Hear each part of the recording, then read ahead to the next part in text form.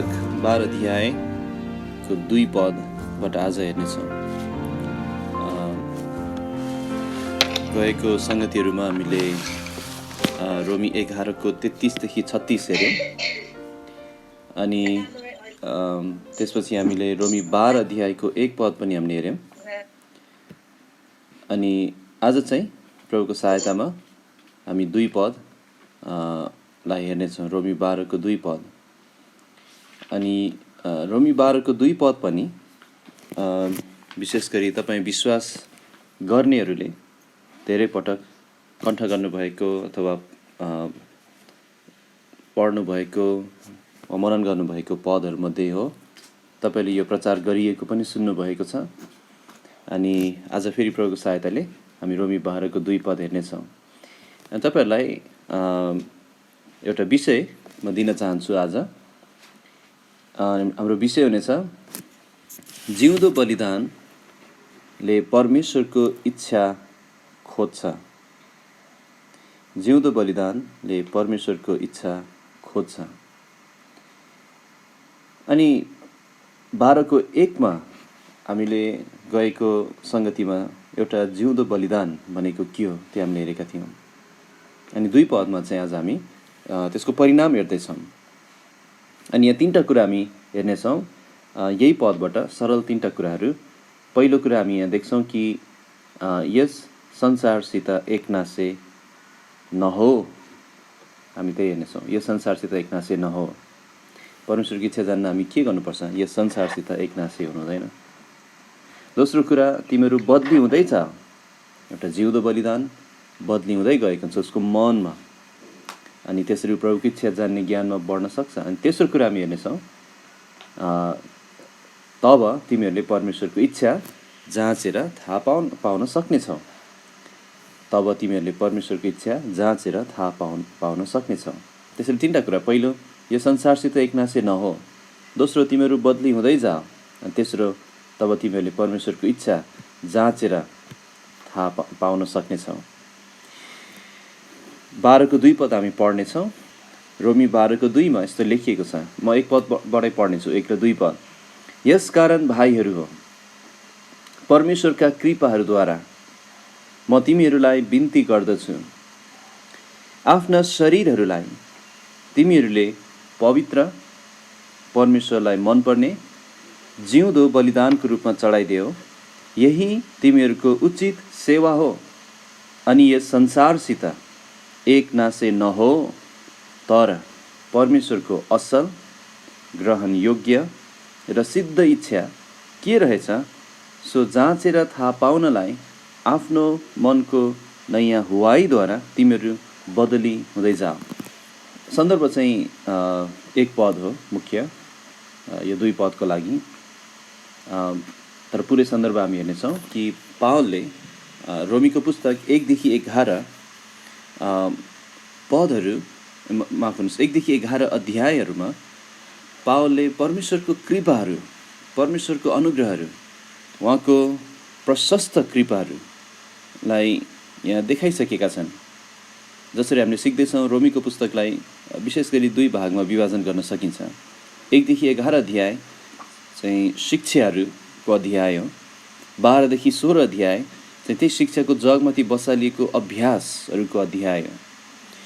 अनि 1 देखि 11 अध्यायमा परमेश्वरको असङ्ख्य कृपाहरू, अनि सारा संसार उहाँको सामु दोषी थियो। न यहुदी, न अन्य जाति, न अरूको न्याय गर्ने मान्छे, सबै दोषी थिए। अनि परमेश्वरले भन्नुभयो धर्मी एउटै पनि छैन। तर उहाँले आफ्नो पुत्रद्वारा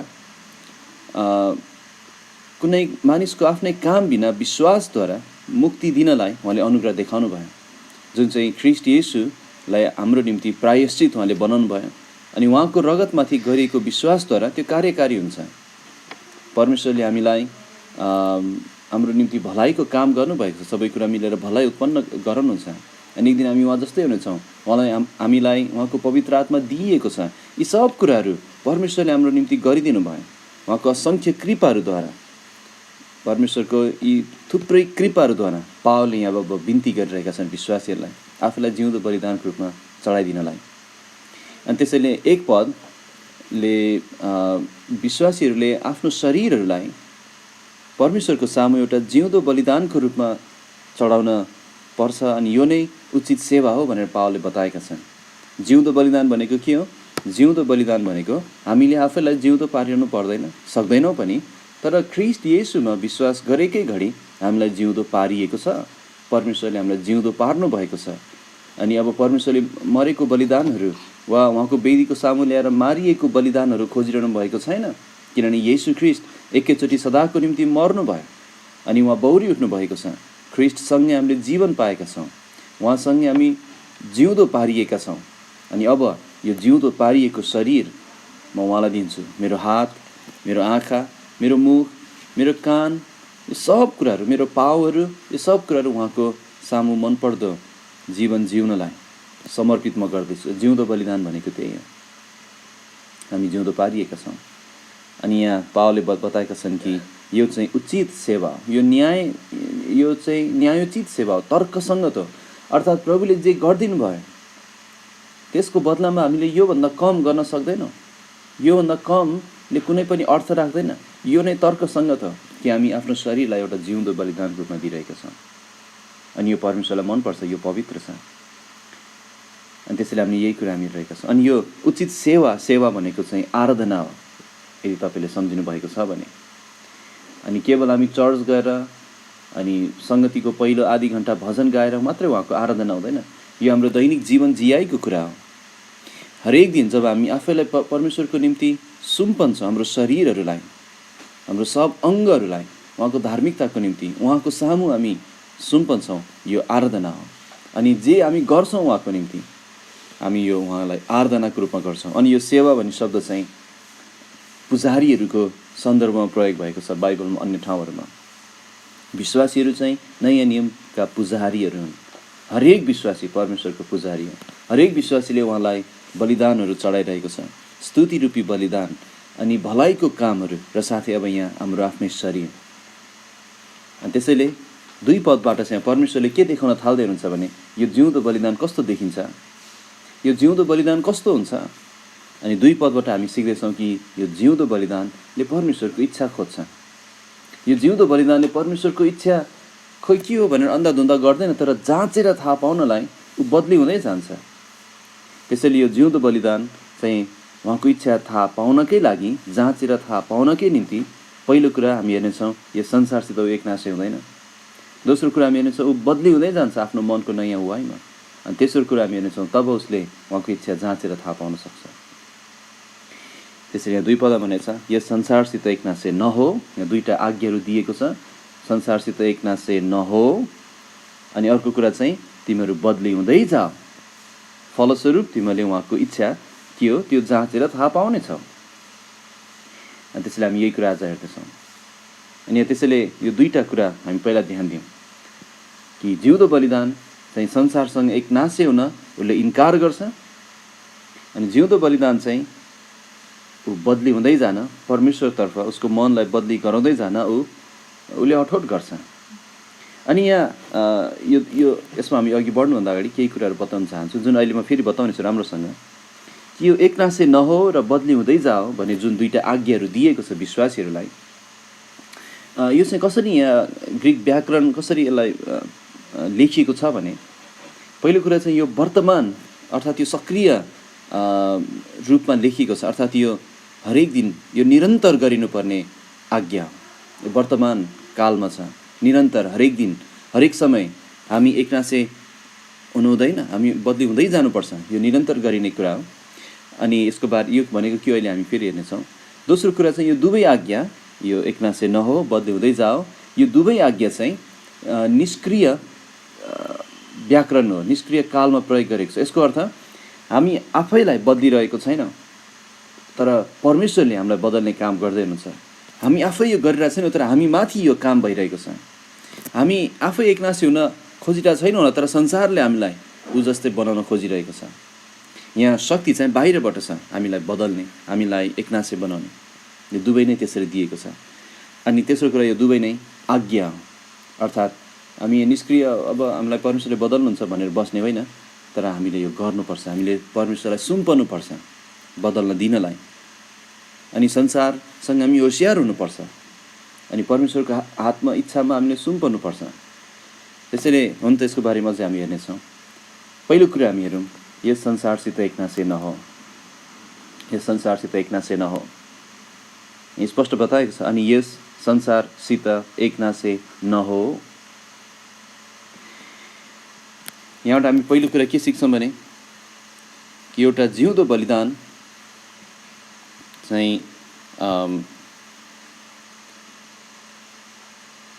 एउटा जिउँदो बलिदान परमेश्वरको इच्छा थाहा पाउनलाई एउटा जिउँदो बलिदान यस संसारसित एकनासे हुँदैन। यो कुनै सल्लाह होइन, यो आज्ञा हो, एकनासे नहो। तर यो शब्दलाई विचार गरौँ, यो संसार भन्ने शब्द, यो संसार भन्ने शब्द चाहिँ यसले यो ग्रिकमा चाहिँ एओन भन्ने शब्द हो। अनि यसले के देखाइरहेछ भने यो पापपूर्ण युगलाई देखाइरहेछ, जसमा आज हामी जिरहेका छौँ।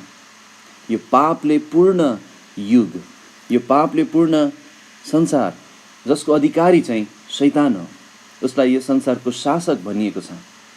त्यसैले यो युग भन्ने शब्द, यो संसार भन्ने शब्दले कुन कुरालाई देखाइरहेछ भने यस्तो मानवीय विचारलाई देखाइरहेछ, मानवीय जीवनशैलीलाई देखाइरहेछ जुन चाहिँ परमेश्वरको ठिक विरुद्धमा छ, परमेश्वर सम्बन्धी भक्तिको जीवनको ठिक विरुद्धमा छ, परमेश्वरको सत्यता, उहाँको धार्मिकता जे ठिक छ, यी कुराहरूको ठिक विरुद्धमा छ, उल्टो छ। अनि त्यसैले यो युग, यो संसार भन्ने शब्द चाहिँ हामी यस्तो युगमा हामी बाँचिरहेका छौँ प्रियहरू, जुन परमेश्वर रहित छ, जसले परमेश्वरलाई घृणा गर्छ, जसले परमेश्वरलाई सत्यलाई अधर्ममा दबाउँछ। हामी त्यहीँबाट आएका हौँ। अनि जो आफ्नो हृदयको दुष्टपनामा जिउन इच्छा गर्छ, पापले पूर्ण यस युगमा हामी बाँचिरहेका छौँ। अनि यहाँ भनेको छ यस युगसित एकनासे नहो। अनि मैले अघि तपाईँलाई भने जस्तै यो चाहिँ निष्क्रिय रूपमा यहाँ बताइएको छ। यसको अर्थ हो कि हामीले यो कार्य गरेर छैनौँ, तर हामी माथि यो कार्य भइरहेको छ। अनि यो एकनासे नहो भन्ने शब्द जुन छ, यो चाहिँ कस्तो हो भने कुनै रूपमा ढाल्नु भन्ने अर्थ लाग्छ। यहाँ कुनै अर्को रूपमा, कुनै अर्को आकारमा ढाल्नु। त्यसैले पावलले यहाँ के बताइरहेका छन् भने यो संसारलाई, यो युगलाई तिमीलाई उसको रूपमा ढाल्न नदेऊ, त्यही भनिरहेको छ। अर्थात् यो युगले, यो पापपूर्ण संसारले हामीलाई उसकै जस्तो आकारमा ढाल्न चाहन्छ, ऊ जस्तै होस् भनेर हामीलाई प्रभाव पार्न चाहन्छ। यो संसारले हामीलाई उसको रूपमा ढाल्न खोजिरहेको छ। हामीले यो जान्नै पर्छ अनि हामीले यसलाई इन्कार गर्नै पर्छ। त्यसैले पावलले भन्दैछन् कि यो संसारको जस्तो हजुर धन्यवाद अङ्कल। यो जुन निष्क्रिय भन्ने शब्द प्रयोग गरेका छौँ, यो चाहिँ नेपालीमा अकर्मक भनिन्छ। यसलाई अकर्मक भनेको चाहिँ यहाँ कर्म आफूले गरेर छैन, तर अर्कोले गरिरहेको छ, अकर्मक है। अनि त्यसैले प्रिय विश्वासीहरू, यो संसारको जस्तो व्यवहार, यो संसारको जस्तो बोली, यो संसारको जस्तो विचार, यो संसारको जस्तो हाम्रो भावनाहरू, यो संसारको जस्तो हाम्रो शारीरिकपनाहरू, यो संसारको जस्तो घमण्डहरू अनि यो संसारको जस्तो आनी बानीहरूको रूपमा तपाईँ ढालिनु हुँदैन। जब एउटा व्यक्तिले संसारलाई आफूलाई बदल्न दिन्छ, उनीहरू यस्तै भइरहेका हुन्छन्। त्यसै पावलले भन्दैछ यो नगर, संसारलाई तिमीलाई उसको रूपमा ढाल्न नदेऊ। अब कुन कुन रूपमा हामीलाई ढाल्न खोज्छ होला, अब सूची बनाउने धेरै हुन्छ, तर केही कुराहरू म बताउन चाहन्छु। जस्तै एउटा विश्वासी कसरी संसारबाट प्रभावित हुन सक्छ, संसारको रूपमा ढालिन सक्छ। पहिलो कुरा चाहिँ हामी यसरी हेरौँ, यो संसारले सफलतालाई कसरी मूल्याङ्कन गर्छ। सफलता भनेको के हो? यो संसारले कुनै एउटा पुरुष वा स्त्री वा कुनै मान्छे साँच्चै सफल भएको छ भनेर कसरी उनीहरूले विचार गर्छन्, कस्तो उनीहरूको बुझाइ छ। जे संसारले बुझेको छ त्यो चाहिँ परमेश्वरको दृष्टिकोणभन्दा एकदम उल्टो छ, एकदम विपरीत छ। संसारले सफलतालाई गलत परिभाषा दिएको छ। कस्तो परिभाषा दिन्छ तपाईँलाई थाहा छ? संसारले कसरी एउटा व्यक्ति सफल भएको छ भने कसरी नाप्छ भने उसले कमाएको सम्पत्तिद्वारा, कति तला घर बनाएको छ, उसले महिनामा कति बिटा कमाउँछ, अनि ऊ कति धनी छ, हो त्यही हो सफलता भनेको। सफलता कसरी नाप्छ भने उनीहरूले यो समाजमा उसलाई कुन ओहदाले हेरिन्छ, उसले चाहिँ ऊ के हो, डक्टर, पाइलट, इन्जिनियर के हो, उसले आफ्नो पढाइबाट के भएको छ, अनि समाजमा उसको के प्रभाव छ, हो यस्तो कुराले नाप्छ उसले। संसारले यसरी नाप्ने गर्छ सफलतालाई। अनि यदि तपाईँ र म, हामी जो यही समाजमा यही संसारमा जिरहेका छौँ, हामीले पनि त्यसरी नाप्न थाल्यौँ भने अब हाम्रो सोचाइ, हाम्रो विचार उनीहरू जस्तो एकनासिन थाल्छ। किनभने अब हामीसँग त छैन संसारको जस्तो सफलता छैन। उनीहरूले सोचेको जस्तो हामीसँग धन, सम्मान, अनि हाम्रो जागिर, हामी केही हौँ भन्ने कुरा, हाम्रो करियर, यो चाहिँ संसारको मापदण्ड अनुसार पुग्दैन। नि के हुन्छ भने संसारले हामीलाई होच्याएर हेर्ने गर्छ। तर कति क्रिस्चियनहरू चाहिँ संसारको यही दृष्टिकोणमा ढालिएका छन्। उनीहरू आज व्यस्त छन्। के व्यस्त छन् भने सोचिरहेछन्, योजना बनाइरहेछन्, दौडिरहेछन्। के गर्न भने यो संसारलाई प्रमाणित गर्न म पनि केही हुँ। तर यसो गर्दाखेरि उनीहरूले के बिर्सिन्छन् भने परमेश्वरको वचन, पवित्र शास्त्रले हामीलाई के बताएको छ भने 1 कोरिन्थी 1 मा यहाँ बताएको छ, किनकि हे भाइहरू, तिमीहरूले आफ्नो बोलावटलाई विचार गर। शरीर अनुसार धेरैजना बुद्धिमान, धेरैजना बलवान, धेरैजना खानदानी बोलाइएका छैनन्। परमेश्वरले यस्तो बोलाउनु भएको छैन। छन् धेरैजना यस्तो छन्, तर प्रभुले भन्नुभएको छ मेरो बोलावटमा आउनेहरू, मेरो बोलावटलाई स्वीकार गर्नेहरू धेरैजना यस्तो छैनन्। किनभने संसारलाई यो मन पर्दैन, क्रुस उठाउने कुरा। संसारलाई मन पर्दैन आफूलाई इन्कार गर्ने कुरा। अनि त्यसैले हामी यो संसारको लागि केही पनि होइन, तर परमेश्वरको लागि यो संसार केही पनि होइन। यो संसारका सफल व्यक्तिहरूको सामु हामी केही पनि होइनौँ, तर परमेश्वरको दृष्टिकोणको सामु यो संसारका अति सफल मानिसहरू केही पनि होइनन्। सफल तिनीहरू हुन् जो साँच्चै परमेश्वरलाई चिनेका छन्। सफल तिनीहरू हुन् जो साँच्चै सन्तुष्ट रहेर भक्ति गर्न सिकेका छन्। सफल तिनीहरू हुन् जसले साँच्चै सन्तुष्ट रहन सिकेका छन् अनि फल फलाएका छन्। आत्मिक फल हो, त्यो हो सफलता भनेको। त्यसैले विश्वासीहरू यस्तो नभन्नुहोस् म पनि देखाउने छु संसारलाई म कति सफल छु भनेर। त्यसरी ननाप्नुहोस्, संसारको दृष्टिकोणले ननाप्नुहोस्। तपाईँले त्यसरी हेर्न थाल्नु भने तपाईँ संसार जस्तै बन्न थाल्नुहुन्छ, तपाईँलाई थाहा पनि हुँदैन। त्यसैले जाँच्नुहोस्। अर्को कुरा चाहिँ पैसा। संसारले पैसालाई कसरी हेर्छ, उनीहरूले पैसालाई कसरी प्रयोग गर्छ, संसारको विचार के छ पैसाको विषयमा। संसारले भन्छ मनी इज एभ्रिथिङ, भनेको मनी, पैसा सबै थोक हो, सबै थोक अरे पैसा। त्यो गलत हो। हामी जान्दछौँ पैसा आफैमा दुष्ट चिज होइन, तर पैसाप्रतिको प्रेम चाहिँ दुष्टता हो। पैसा आफैलाई नै परमेश्वरको महिमाको निम्ति प्रयोग गर्न सकिन्छ, तर पैसालाई नै संसारको दुष्ट कामको निम्ति प्रयोग गर्न सकिन्छ। आज मानिसहरूले पैसालाई किन प्रयोग गर्छन्, के कुरामा प्रयोग गर्छन् भने पहिलो कुरा चाहिँ घमण्ड देखाउन प्रयोग गर्छन्। आफ्नो खाँचोहरू पुरा गर्न होइन, तर संसारलाई देखाउनलाई। अनि पैसा किन प्रयोग गर्छन्? उनीहरूले पैसा चाहिँ पापपूर्ण कुराहरूमा खर्च गर्नलाई प्रयोग गर्छन्। जुवा, तास, पापपूर्ण अरू चिजहरू, व्यभिचारहरू, शारीरिक मोज मस्तीहरू, अनि मुख्यतः घमण्डको लागि। पैसाले धेरैलाई ठेस खुवाएको छ। पैसाकै कारण धेरैजना व्यक्तिहरू प्रभुलाई विश्वास गर्न इन्कार गरेका छन्। पैसाकै कारण धेरै विश्वासीहरू प्रभुमा बलियो भएर उभिन कमजोर भएका छन्। विश्वासीहरूलाई धेरै ठुलो परीक्षा पैसा आफैमा खराबी होइन। हामीले हाम्रो हातको परिश्रम गर्नुपर्छ, हाम्रो परिवारको निम्ति प्रबन्ध गर्नुपर्छ, तर पैसाको प्रेम, त्यो बिटा कमाउने इच्छा, यो जहिले पनि खतरा हुन्छ। त्यसैले संसारको दृष्टिकोणले हेर्ने होइन प्रियहरू, हामीले परमेश्वरको दृष्टिकोणले हेर्नुपर्छ। किनभने मैले आफैलाई क्रिस्चियन भन्ने व्यक्तिहरू पैसाकै कारण परिवारसहित पुरै संसारमा पतन भएको देखेको छु। पैसाकै कारण यो क्रिस्चियन भन्ने व्यक्तिहरूले, संसारका मान्छेको छोरा छोरीहरूले अभिलाषी तरिकाले अर्थात् त्यहाँ मनज्ञ तरिकाले उनीहरूले लुगा लगाएको, दामी दामी जुत्ताहरू किनेको, दामी दामी मोटरसाइकल चढेको देखेर आफ्नो छोरालाई त्यस्तै बनाउन खोजेँ। अनि के भयो, आफूलाई क्रिस्चियन भन्ने यी व्यक्तिहरू संसारमा पतन भएर गए पैसाकै कारण। हामीले पैसा हामीसँग जे छ हामीले यसलाई परमेश्वरको तरिकाले हेर्न सिक्नुपर्छ, परमेश्वरको तरिकाले हामीले दिन सिक्नुपर्छ। पैसालाई हाम्रो परीक्षा बनाउन दिनु हुँदैन। त्यही पनि धेरैजना यो पैसाको पासोमा पर्छन्। विश्वासीहरू होसियार हुनुहोस्, तपाईँले कसरी पैसालाई हेर्दै हुनुहुन्छ, कसरी पैसाको इच्छा राख्दै हुनुहुन्छ, संसारको तरिकाले कि परमेश्वरको तरिकाले। एउटा जिउँदो बलिदान चाहिँ आफूसँग भएको सम्पत्तिहरू ईश्वरीय तरिकाले प्रयोग गर्न त्यसको पछि कुद्छ। एउटा जिउँदो बलिदानले चाहिँ आफ्नो मनलाई परमेश्वरले त्यसरी बदलिदिनु भएको होस् भनेर प्रार्थना गर्छ। त्यसैले होसियार हुनुहोस्, संसारले तपाईँलाई बदल्न नपाओस्।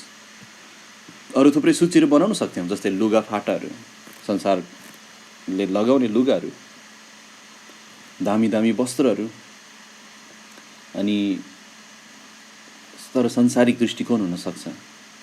संसार जस्तै देखिन, केही हुँ भने देखिन, नगर्नुहोस्, संसारसँग एकनासे नहुनुहोस्।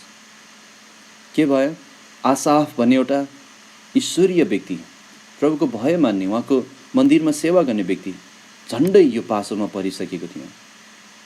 डेमास भन्ने व्यक्ति त यो पासोमा पर्यो नै, जसलाई पावलले कलसीको पत्र लेख्दाखेरि एउटा विश्वासयोग्य सेवकको रूपमा नाम लिइरहेका थिए। त्यही व्यक्ति दोस्रो तिमोथी पावलको अन्तिम पत्रमा लेख्दाखेरि पावलले भने, डेमासले यो वर्तमान संसारलाई प्रेम गरेर मलाई त्यागेको छ। खै कसरी हो डेमासले, संसारले उसलाई बदल्न दियो उसले। तर हामी चाहिँ यो आत्मिक युद्ध हामी लडिरहनुपर्छ। हामी संसारको जस्तो बोली, संसारको जस्तो लवाई, संसारको जस्तो हेराई, संसारको जस्तो जियाई हो, त्यसबाट प्रभाव हुनबाट हामी आफूलाई अलग राख्नुपर्छ। त्यहाँबाट संसारको शिकार हुनु हुँदैन। हामी संसारमा हुनु प्रभुको इच्छा हो, उहाँको गवाई भएर, तर संसार हामीमा हुनु शैतानको इच्छा हो। त्यसैले म कहाँ छु? यहाँ केही प्रश्नहरू गर्न चाहन्छु तपाईँ विश्वासीहरूलाई। के तपाईँ साँच्चै म एक दिन प्रभुको सामु उभिने छु, मैले हिसाब बुझाउने छु भन्ने कुरामा गम्भीर हुनुहुन्छ? के तपाईँ साँच्चै म यो संसारको निम्ति होइन, तर म आउनेवाला संसारको निम्ति जिउनु पर्छ भन्ने कुरा सोचिरहनु भएको छ? तपाईँले भन्नुहोला, मैले सोचेको छु, म संसारसँग एकनासे भएको छैन। तर होसियार हुनुहोस्, यो चाहिँ निरन्तर गरिनुपर्ने आज्ञा हो। म हिजो संसारबाट म होसियार थिएँ, मेरो छोराछोरीहरूलाई यसरी प्रार्थना गर्थेँ। हिजोले होइन, हामी आज पनि होसियार भइरहनुपर्छ। त्यसैले संसारको जस्तो विचार नराख्नुहोस्। जति सक्छ उठाऊ, जति सक्छ कमाऊ, जति सक्छ तिमी इज्जतवाला हौ, यो त संसारको एउटा कुहिएको विचार हो। तर हामी उहाँको निम्ति जिउनुपर्छ। त्यसो भए के गर्ने? अर्को कुरा, एउटा जिउँदो बलिदानले के गर्छ? दोस्रो कुरा हामी हेर्नेछौँ, ऊ बदली हुँदै जान्छ। रोमी 12:2 फेरि पढौँ, यहाँ यस्तो लेखिएको छ, अनि यस संसारसित एकनासे नहो, तर परमेश्वरको असल, ग्रहणयोग्य र सिद्ध इच्छा के रहेछ सो जाँचेर थाहा पाउनलाई आफ्नो मनको नयाँ हुवाईद्वारा तिमीहरू बदली हुँदै जाऊ। यहाँ भनेको छ बदली हुँदै जाऊ। यहाँबाट के सिक्छौँ भने परमेश्वरको इच्छा थाहा पाउनलाई एउटा जिउँदो बलिदान आफ्नो मनको नयाँ हुवाईद्वारा बदली हुँदै जान्छ। बाइबलले भन्छ बदली हुँदै जाऊ। यो बदली हुनु भनेको के हो? यो बदली हुनु भन्ने शब्द चाहिँ त्यही शब्द जुन चाहिँ मत्ती 17:2 येशू ख्रीष्टको लागि प्रयोग गरिएको थियो। अनि त्यहाँ भनेको छ कि उहाँको रूप परिवर्तन भयो भनेको छ। त्यो अग्लो डाँडामा उहाँको रूप परिवर्तन भयो, उहाँको चेहरा सूर्य झैँ चम्क्यो, उहाँका वस्त्रहरू ज्योति जस्तै सेता भए। मत्ती 17:2 येशू ख्रीष्ट परमेश्वर हुनुहुन्थ्यो, उहाँ मानिस बनेर आउनुभयो। अनि चेलाले उहाँलाई हेर्दा एउटा मानिसको रूपमा देख्थे, एउटा सामान्य मानिस, तर उहाँ परमेश्वर हुनुहुन्थ्यो। अनि जब उहाँले आफ्ना त्यो 3 चेलाले लिएर जानुभयो, अनि त्यहाँ उहाँले आफ्नो महिमा देखाउनु भयो, उहाँको रूप परिवर्तन भयो। अनि आजकल यो वर्तमान अङ्ग्रेजीमा चाहिँ यो शब्दलाई कति स्कुलमा पढ्ने विद्यार्थीहरूले यो शब्द बुझ्नुहुन्छ, मेटामोर्फोसिस भनिन्छ। अर्थात् यो कुन शब्द हो भने आजकल कसरी प्रयोग गरिन्छ भने एउटा झुसिल किरा पुतली बनेको जुन त्यो घटना हुन्छ हो त्यसलाई जनाउन प्रयोग गर्छ। अर्थात् यहाँ परमेश्वरले हामीलाई भित्रबाट बदल्दै हुनुहुन्छ, एउटा नयाँ व्यक्तिको रूपमा परमेश्वरले हामीलाई बदल्दै हुनुहुन्छ, हाम्रो रूप परिवर्तन गर्दै हुनुहुन्छ। हामी पहिला भक्तिहीन थियौँ, तर ख्रीष्ट हाम्रो लागि मर्नु भयो, रगत बगाउनु भयो, अनि ख्रीष्ट बौरी उठ्नु भयो। उहाँको क्रुसको कार्यद्वारा, उहाँको यो बलिदानपूर्ण कार्यद्वारा अब मैले मुक्ति पाएको छु, मैले उद्धार पाएको छु। अब उहाँले मलाई बदल्नु भएको छ अनि बदल्दै हुनुहुन्छ। म भक्तिहीन थिएँ, तर अब उहाँले मलाई भक्तिको जीवनमा ल्याउनु भयो। म फलहीन थिएँ, अब उहाँले मलाई फलवान बनाउनु भयो। म विद्रोही थिएँ, उहाँले मलाई नम्र बनाउँदै हुनुहुन्छ। म पापले पूर्ण थिएँ, तर अब म उहाँको सामु पवित्र झन्, उहाँले मलाई बदल्दै हुनुहुन्छ। त्यसरी यहाँ उहाँले मलाई परिवर्तन गर्दै हुनुहुन्छ। पहिला मेरो हृदयलाई बदल्नु भयो अनि अब उहाँले मेरो व्यवहारहरू पनि बदल्दै हुनुहुन्छ, बाहिर पनि। प्रिय विश्वासीहरू, हाम्रो मन चाहिँ संसारलाई बदल्न दिनु हुँदैन, तर हाम्रो मन चाहिँ परमेश्वरलाई बदल्न दिनुपर्छ। संसार त जहिले पनि हामीलाई ऊ जस्तो बनाउन सक्रिय छ, जहिले पनि, तर हामी चाहिँ जहिले पनि परमेश्वरलाई उहाँ जस्तो बनाउन हामीले दिइरहनुपर्छ। यहाँ के कुरा बताएको छ नि, यो बदली हुनुपर्ने चाहिँ यो पद अनुसार हाम्रो मन हो। हाम्रो मन बदल्नु परेको छ, हाम्रो मनलाई बदलाइनु परेको छ। किन हाम्रो मनलाई बदल्नुपर्छ? यसको जवाफ गाह्रो छैन, किनभने मुक्ति पाउनुभन्दा अगाडिदेखि नै हामी आमाको गर्भमा आएदेखि नै हाम्रो मन चाहिँ पापले आकार लिएको मन हो, उसको आकार दिएको मन। हाम्रो मन चाहिँ संसारको जस्तै मन थियो। हाम्रो मन पुरानो आदम स्वभावको मन थियो अनि हाम्रो जीवनको यात्रा त्यसरी नै सुरु गर्यौँ। बाइबलले भन्छ कि भक्तिहीनहरू जन्मन साथ, दुष्टहरू जन्मन साथ झुट बोल्दै बोल्दै एकातिर लाग्छन्। अर्थात् हाम्रो जन्ममा नै हाम्रो मन संसारको जस्तो थियो, आदमको जस्तो थियो। हामी सब पुरानो आदमबाट जन्मिएका हौँ, हामी सब यही संसारको माटोले बनिएका हौँ। अनि त्यसैले हाम्रो मनलाई बदल्नु परेको छ, हाम्रो मनलाई उहाँको जस्तो बनाइनु परेको छ। अब कसरी बदल्ने त हाम्रो मनलाई? यो पद पढेर धेरैजना विश्वासीहरू यो प्रश्न गर्नु स्वाभाविक हो। यदि प्रश्न गर्दै सिक्ने विश्वासीहरू हो भने मैले कसरी बदल्न सक्छु मेरो मनलाई? यो राम्रो प्रश्न हो अनि यो महत्त्वपूर्ण प्रश्न हो। तर यहाँ तपाईँले के बुझ्नुपर्छ भने यो बदल्नु भन्ने चाहिँ अकर्मक हो। अकर्मक भनेको यहाँ म आफैले आफूलाई बदल्न खोजिरहेको छैन, किनभने म आफैले आफूलाई बदल्न खोजेँ नि के गर्छु नि, म पुरानो रूपमा लान थाल्छु।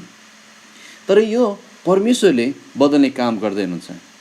यो बदल्ने काम परमेश्वरबाट भइरहेको छ अनि मैले उहाँलाई बदल्न दिइरहेको छु। अनि मेरो केही भाग छ त्यहाँ, मेरो केही जिम्मेवारी छ त्यहाँ, मेरो हिस्सा केही छ त्यहाँ त्यो बदल्ने काममा। म आफैले आफूलाई बदल्न सक्दिनँ कहिले पनि,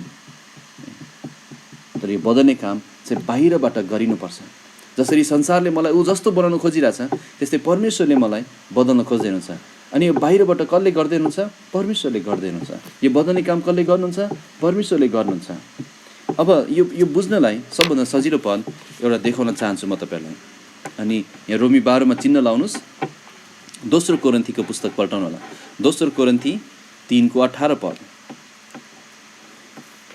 दोस्रो कोरिन्थी 3:18।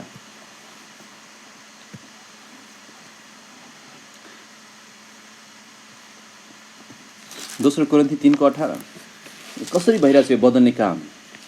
दोस्रो कोरिन्थी 3:18 ले हामीलाई यसको जवाफ दिएको छ। हामी पढ्नेछौँ। दोस्रो कोरिन्थी 3:18 लेखिएको छ, तर नढाकिएको चेहराले प्रभुको महिमा ऐनामा जस्तै हेर्दै हेर्दै हामी सबैजना प्रभुद्वारा जो आत्मा हुनुहुन्छ एक महिमादेखि अर्को महिमामा सर्दै त्यही रूपमा बदलिँदै जान्छौँ।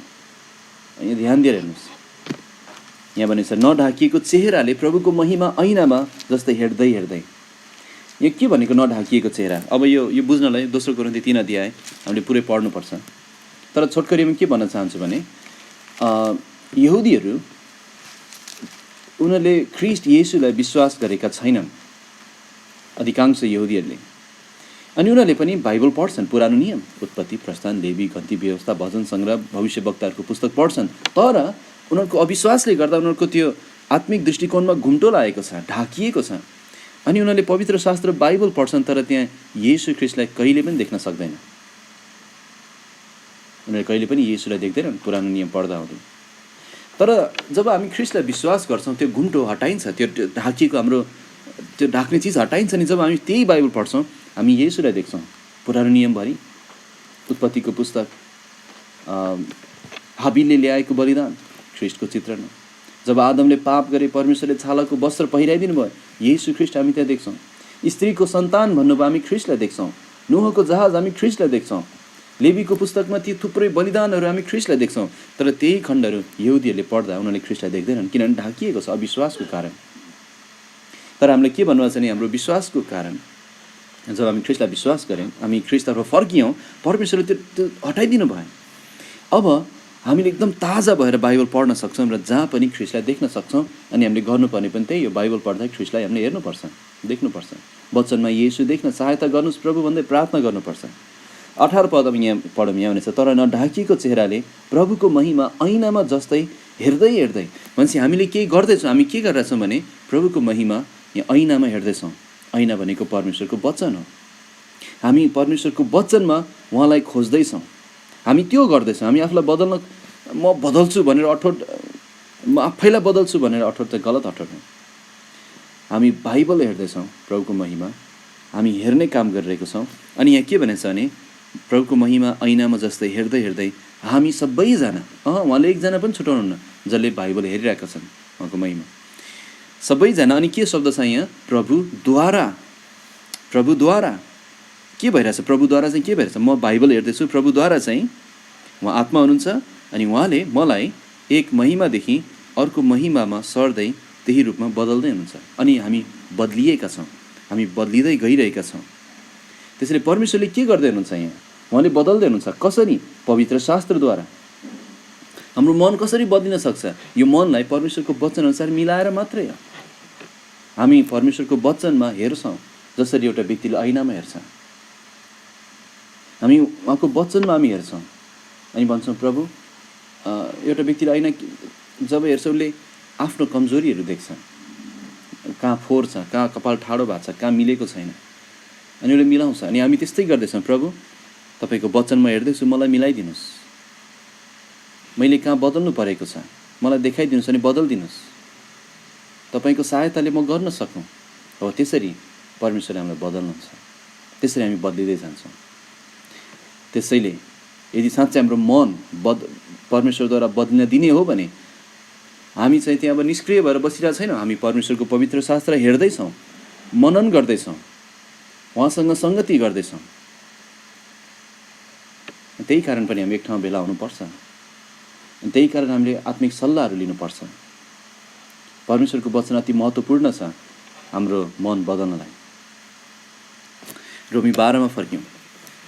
धेरै मान्छेले यस्तै भन्छन्, तिम्रो हृदयले जे भन्छ त्यही गर न, तिम्रो हृदयलाई के ठिक लाग्छ त्यो गर, तिम्रो हृदय नै तिम्रो अगुवा होस्, तिम्रो हृदयले डोर्याओस् तिमीलाई। मलाई मनमा जे शान्ति हुन्छ म त्यही गर्छु। होइन, हाम्रो मनलाई त गलत कुरामा पनि शान्ति हुनसक्छ। हाम्रो आफ्नै शान्ति खोज्ने होइन, हामीले परमेश्वरको वचनअनुसारको शान्ति खोज्नुपर्छ। त्यसैले हाम्रो हृदयलाई परमेश्वरको वचनको जलले भिजाइरहनुपर्छ अनि बल्ल परमेश्वरले बदल्न सक्नुहुन्छ। तपाईँले भन्नु होला, फलानु कस्तो आत्मिक उन्नति भएको छ, मेरो किन भएको छैन? आफैलाई जाँच्नुहोस्, तपाईँ परमेश्वरको वचनमा हेरिरहनु भएको छ कि छैन? उहाँको महिमा तपाईँ हेर्दै हेर्दै जानुभएको छ कि छैन? यो कुनै एउटा कसरी भन्ने, यो कुनै एउटा जादु जस्तो होइन। तर यहाँ हामी सक्रिय रूपमा उहाँको वचन हेर्दैछौँ अनि प्रभुले बदल्दै हुनुहुन्छ हामीलाई। त्यसैले यो ईश्वरीय कार्य हो, तर यहाँ हाम्रो व्यक्तिगत चाह पनि हुनुपर्छ। त्यसैले यहाँ भनेछ, बदलिँदै जाओ, यो आज्ञा दिएको, यो तिमीहरूको भाग छ। अनि तेस्रो र अन्तिम कुरा अब हामी हेर्नेछौँ कि तेस्रो कुरा यही हो, तब तिमीहरूले परमेश्वरको इच्छा जाँचेर थाहा पाउन सक्नेछ।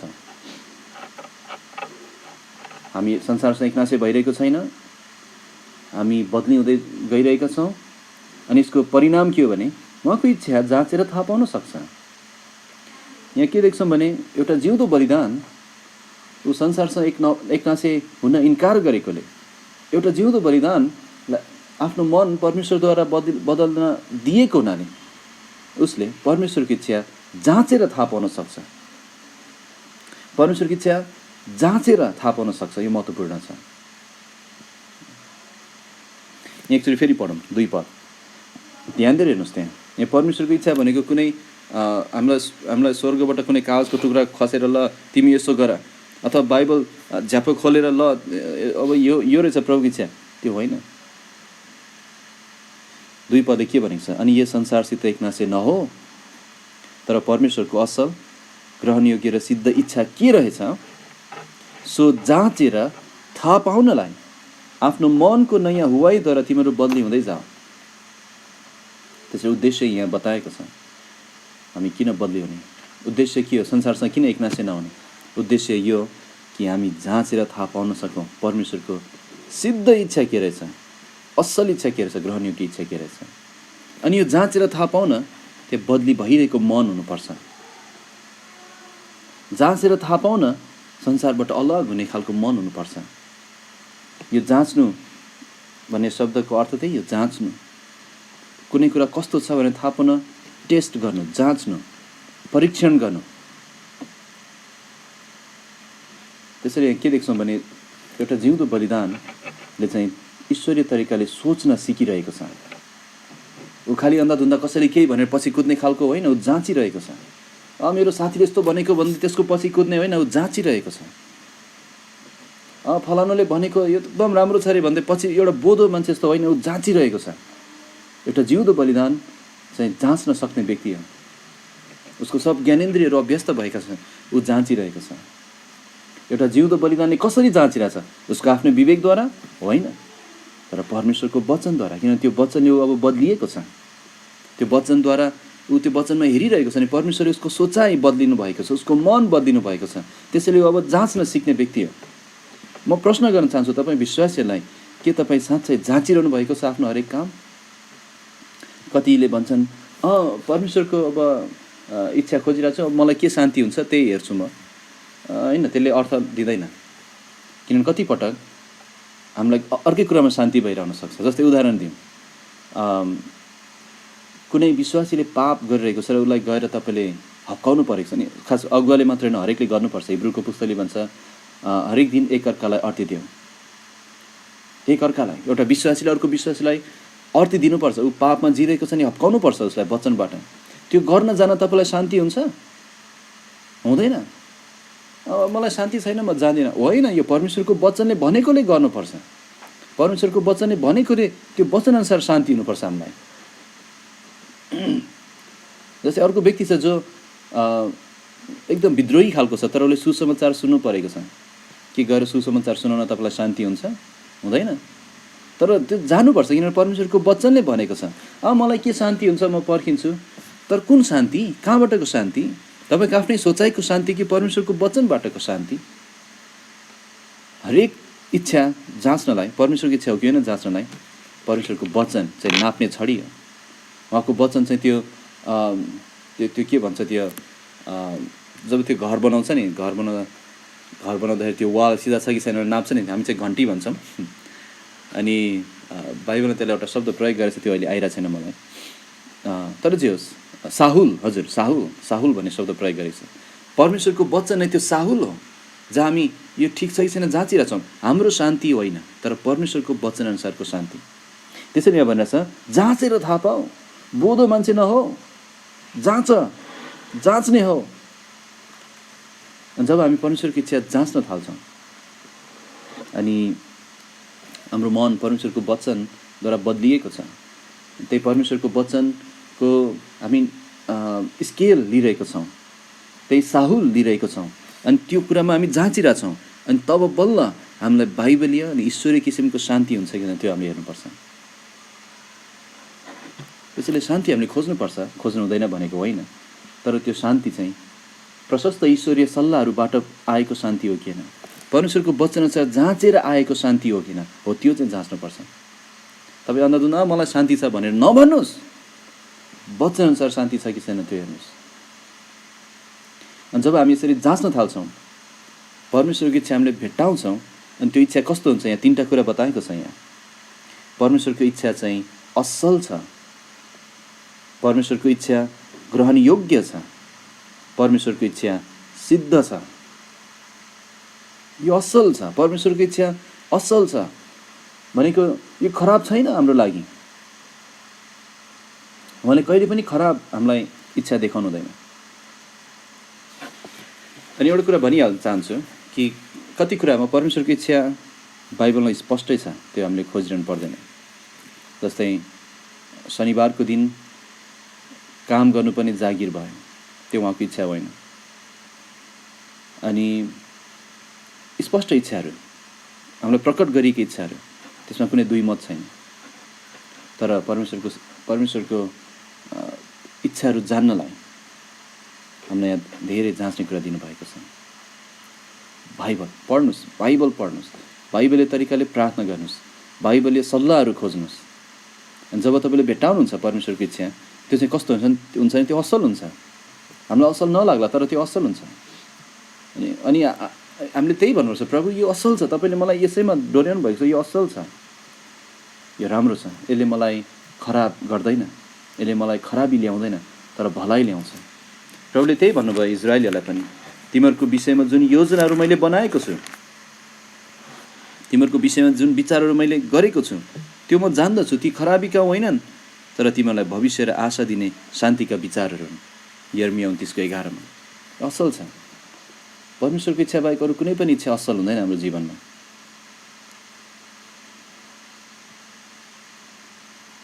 परमेश्वरले कुनै पनि असल कुरा रोकिराख्नु हुँदैन हामीबाट।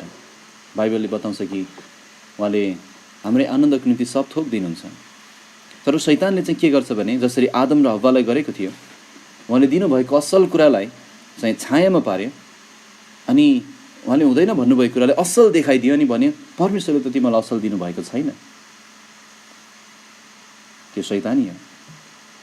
परमेश्वरको इच्छा असल हुन्छ, हामीलाई जस्तो सुकै लागे पनि, हाम्रो भावनालाई जस्तो लागे पनि। परमेश्वरको इच्छा असल मात्र होइन, उहाँको इच्छा ग्रहण योग्य हुन्छ। यो त्यही शब्द जुन एक पदमा प्रयोग गरिएको छ, यो उचित सेवा हो, यो ग्रहण योग्य सेवा हो, यो तर्कसङ्गत हो, ग्रहण योग्य। हामीले यसलाई माफ गर्नुहोस्, यहाँ चाहिँ परमेश्वरलाई मनपर्ने भन्ने शब्द प्रयोग गरिएको छ है। परमेश्वरलाई मनपर्ने, यो मनपर्ने खालको, परमेश्वरको इच्छा चाहिँ हामीलाई मनपर्ने खालको हुन्छ, हामीलाई प्रसन्न तुल्याउने हुन्छ, यो ग्रहण योग्य छ। यसलाई हामीले तिरस्कार गर्ने योग्यको छैन, हामीले लिन सक्छौँ, हामी यसमा आनन्दित हुन सक्छौँ। अनि तेस्रो कुरा चाहिँ हामी देख्छौँ परमेश्वरको इच्छा चाहिँ सिद्ध हुन्छ। सिद्ध भनेको पुरै पाको, पुरै पूर्ण रूपमा, अर्थात् हामीलाई यो सिद्ध छ, अर्थात् योभन्दा राम्रो हामी केही भेटाउन सक्दैनौँ, योभन्दा अझै उत्तम हामी केही भेटाउन सक्दैनौँ। परमेश्वरको इच्छा त्यस्तो हुन्छ, हामी पूर्ण हुन्छौँ त्यसमा, यसमा कुनै खराबी छैन, त्योभन्दा अझै राम्रो केही पनि हामी भेटाउन सक्दैनौँ। त्यसरी अन्तिममा केही प्रश्नहरू गर्न चाहन्छु। प्रिय विश्वासीहरू, के तपाईँले आफैलाई जिउँदो बलिदानको रूपमा परमेश्वरलाई सुम्पिरहनु भएको छ? के तपाईँ दिनहुँ एउटा समर्पित जीवन जिइरहनु भएको छ? यो हामी दैनिक गर्नुपर्ने कुरा हो। संसारसँग एकनासी नहुनु, बदली हुँदै जानु, हरेक दिन बाइबलमा हामी जानुपर्छ। अनि के आफ्नो जीवन उहाँलाई दिन इच्छुक हुनुहुन्छ तपाईँहरू? किनभने जब हामी संसारको अन्तिममा हामी पुग्छौँ, हाम्रो जीवनको अन्तिममा हामीले कति पायौँ भन्ने कुराले अर्थ राख्दैन, तर हामीले कति दियौँ आफैलाई प्रभुको निम्ति। अनि उहाँले हामी यस्तै भएको चाहनुहुन्छ, जिउँदो बलिदानहरू। एकजना व्यक्ति हुनुहुन्थ्यो सिटी स्टड भन्ने, चार्ल्स थोमस स्टड। उहाँले कसरी भन्नुभयो भने, यदि येशू ख्रीष्ट परमेश्वर हुनुहुन्छ र यदि उहाँ मेरो निम्ति मर्नुभयो भने मैले उहाँको निम्ति गरेको कुनै पनि बलिदान त्यो अति महान हुन सक्दैन। अर्थात् मेरा सब बलिदानहरू तुच्छ दान मात्र हुन्छन्। अनि त्यसैले के तपाईँले आफ्नो जीवनको हरेक पक्ष परमेश्वरलाई सुम्पिनु भएको छ कि छैन? तपाईँको शरीरहरू अर्थात् तपाईँको हरेक अङ्गहरू, तपाईँको सोचाइहरू समेत के उहाँलाई सुम्पिनु भएको छ? अथवा तपाईँको जीवनमा कुनै एउटा ठाउँ होला, कुनै एउटा मूर्ति होला अनि प्रभुलाई भन्नुभएको छ, प्रभु यो चाहिँ नचलाउनुहोस्, यो चाहिँ म आफ्नै इच्छाले गर्न चाहन्छु भनेर उहाँलाई रोक्नु भएको छ कि? प्रियहरू, तपाईँको सबै जीवन, तपाईँको जीवनको हरेक पक्षको साँचो उहाँलाई दिनुहोस्, उहाँलाई नियन्त्रण दिनुहोस्। अनि तपाईँले भन्न सक्नुहुन्छ, साँच्चै यो भजन तपाईँले गाउन सक्नुहुन्छ, येशूलाई म सब अर्पण छु।